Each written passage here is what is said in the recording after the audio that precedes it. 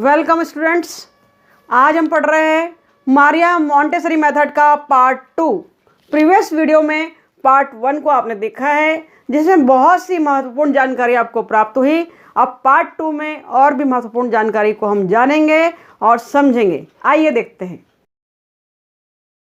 Students, Maria Montessori प्रणाली में Maria Montessori का जन्म हम जानते हैं 1870 ईस्वी में इटली में हुआ था। कहाँ हुआ था? 1870 में इटली में हुआ था। वो एक संपन्न और सुशिक्षित परिवार से थी। मारिया मोंटेसरी ने व्यवस्थित ढंग से शिक्षा प्राप्त की और 1894 में, कब? 1894 में 24 वर्ष की अवस्था में उन्होंने रोम विश्वविद्यालय में चिकित्सा में एमडी की उपाधि प्राप्त की। रोम विश्वविद्यालय से चिकित्सा में एमडी की उपाधि प्राप्त की। चिकित्सा के क्षेत्र में विद्वान तो थी, लेकिन कहाँ से प्राप्त की यह डिग्री पूछी जाती है, तो आपको लिखना है रोम विश्वविद्यालय में। और कितने वर्ष की अवस्था में प्राप्त की? तो 24 ईयर्स, 24 वर्ष की अवस्था में प्राप्त की। इसके उपरांत पश्चात इसी विश्वविद्यालय में उन्होंने मन बुद्धि बालकों की शिक्षा का दायित्व लिया। किसका? मन बुद्धि बालकों की शिक्षा का दायित्व लिया। इस कार्य के संपादन के दौरान उनकी रुचि शिक्षण पद्धति में जगी और फिर उन्होंने एक टीचिंग मेथड को डेवलप किया। उसे ही मारिया मोंटेसरी नाम दिया गया, जो कि हम पढ़ते आ रहे हैं। देखिए, मोंटेसरी महोदय ने, आप जानते हैं, सबसे पहले लेखन पर जोर दिया। लिखना के पक्ष में उन्होंने अपने विचार दिए कि सबसे पहले विद्यार्थी या बालक लिखना सीखता है। क्यों? क्योंकि लिखना पढ़ने की अपेक्षा ज़्यादा सरल होता है उनके हिसाब से।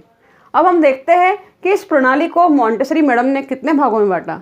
इस प्रणाली को मोंटेसरी मैडम ने 3 भागों में बांटा, जिसमें पहला पार्ट था भाषा की शिक्षा, दूसरा पार्ट था कर्मेंद्रियों की शिक्षा और तीसरा पार्ट है हमारा ज्ञानेंद्रियों की शिक्षा। आप जानते हैं मित्रों, आप जानते हैं दोस्तों, कि मारिया मोंटेसरी ने ज्ञानेंद्रियों पर फोकस किया था कि ज्ञानेंद्रियों के माध्यम से बालक बहुत ही तीव्र गति से सीखता है और वो सीखना उसका स्थायी रूप से होता है। ठीक है, देखते हैं।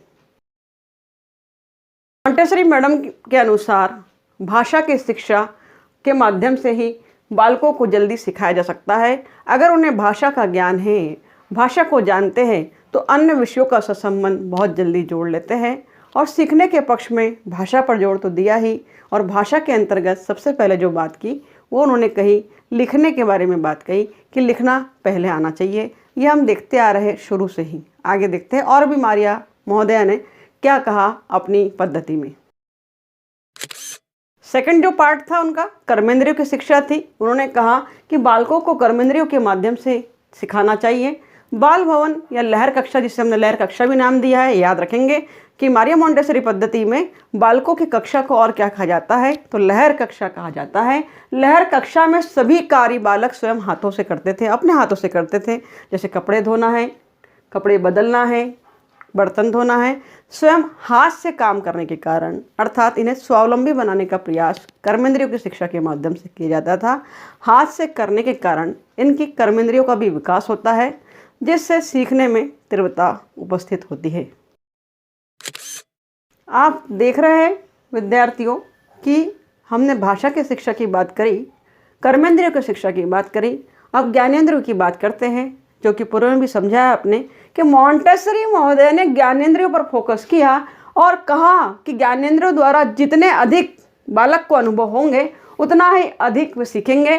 तो ज्ञानेंद्रियों में आप जानते होंगे सभी, 5th क्लास में, 4th क्लास में, छोटी कक्षाओं में आपने पढ़ा है कि हमारे सेंस ऑर्गन, कान, नाक, त्वचा, आँख, जीभ, इनके माध्यम से बालक बहुत जल्दी सीखता है और सीखने में परमानेंसी आती है। तो देखते हैं आगे। देखिए स्क्रीन पर ज्ञानेंद्रियों पर आधारित मोंटेसरी विधि की शिक्षण विधियों की बात कर रहे हैं। किस पर? ज्ञानेंद्रियों पर आधारित, जिसमें कुछ विधियाँ मोंटेसरी महोदय ने हमें बताई। पूछता है परीक्षा में कि कौन सी विधि है, कोई एक नाम दे देता है। अगर आपको ये 5-6 नाम पता है, अगर 5 नाम, तो आप बराबर बता सकते हैं कि इस विधि के माध्यम से मोंटेसरी महोदय ने सिखाने का प्रयास किया, टीचिंग करने का प्रयास किया। पहली मेथड उन्होंने ली खेल खिलौना मेथड। खिलौनों के माध्यम से सिखाने का प्रयास करा। विभिन्न प्रकार के खिलौने रख दिए जाते थे, फिर बालकों को छांटने के लिए कहा जाता था, जिससे बालक का ज्ञान का विकास होता था। दूसरी विधि थी साहचर्य विधि, अर्थात कोरिलेशन स्थापित करना, संबंध स्थापित करना। इसके माध्यम से उन्होंने सिखाने का प्रयास किया। गीत विधि, गाकर भी बच्चे अपने स्वर को, आरोह अवरोह क्रम को सीख पाते हैं। और कहानी विधि, कहानी कहकर प्रेरणास्पद कहानी के माध्यम से उनके मॉरल वैल्यूज़ का विकास किया जा सकता है। और फ्लैश कार्ड मेथड, कार्ड के माध्यम से कार्ड पे विभिन्न प्रकार के चित्र बनाकर, चाहे एनिमल्स के, पशु पक्षियों के, जानवरों के, उनको सिखाया जाता था। तो ये 5th मेथड जो है उन्हें ध्यान रखना है, भूलना नहीं है।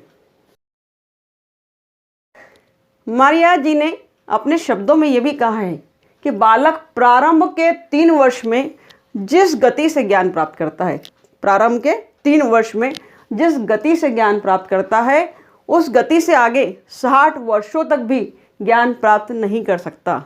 कभी कभी पूछ लिया जाता है कोटेशन कि ये कोटेशन किसका है, तो जब भी 3 वर्ष और 60 वर्ष की बात आएगी कि 3 वर्ष में जितनी तीव्रता से सीखता है उतना आगे 60 वर्षों में भी कभी सीख नहीं पाता है।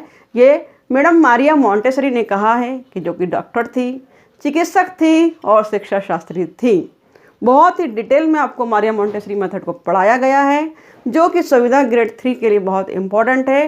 नोट डाउन कर लीजिएगा इंपॉर्टेंट पॉइंट्स को। और अगर वीडियो आपके लिए यूज़फुल हो, आपको कोई इन्फॉर्मेशन मिली हो, आपके लिए उपयोगी हो, काम का हो, लाभदायक हो, तो ज़रूर लाइक करें, कमेंट करें, सब्सक्राइब करें। और हाँ, अपने दोस्तों से शेयर करना ना भूलें, उन्हें भी परीक्षा में अच्छे अंक पा सके या ला सके वो इसे पढ़कर।